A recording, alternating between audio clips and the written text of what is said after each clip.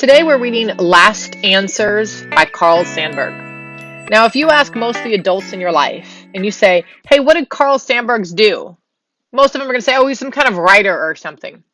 And so if I tell you that Carl Sandburg was born in 1878, most people aren't really going to believe that because the influence of his work was the 1940s and 50s and 60s. That's when we really heard his voice.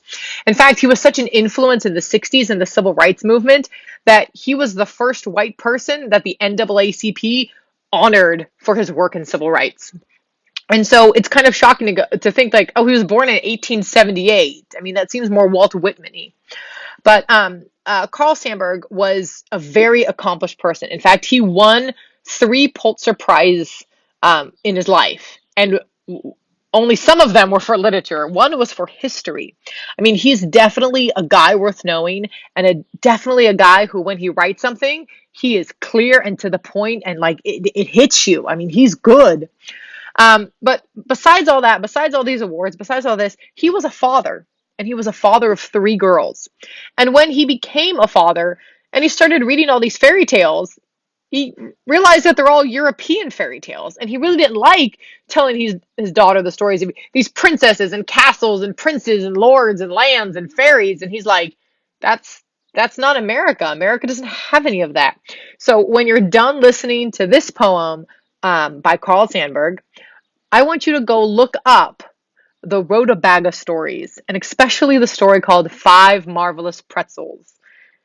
It's like fairy tales, but for America. So in this poem, to get back to the point, right? In this poem, Carl Sandburg, he's writing a poem about how beautiful the mist is, how lovely the fog is, and how it even makes like the shanties of the homeless people look like homes. And so in the end of the poem, he realizes that, in fact, everything is like the mist. It's like dust. And we're all connected in some way. So maybe when you hear this poem, you're going to think of death, like how the body turns to dirt and dust again. Or maybe you'll think of water, how everything alive is connected to it and relies upon it. And so maybe that's what you're going to hear, the connection, the water.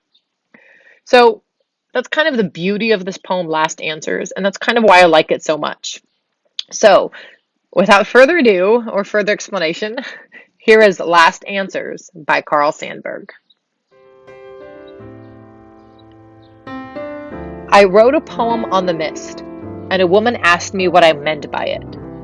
And I had thought till then only of the beauty of the mist, how pearly and gray of it mix and reel, and change the drab shanties with lighted lamps at evening into points of mystery, quivering with color. I answered, the whole world was mist once long ago, and someday we'll all go back to mist. Our skulls and lungs are more water than bone and tissue. And all poets love dust and mist, because all the last answers go running back to dust and mist.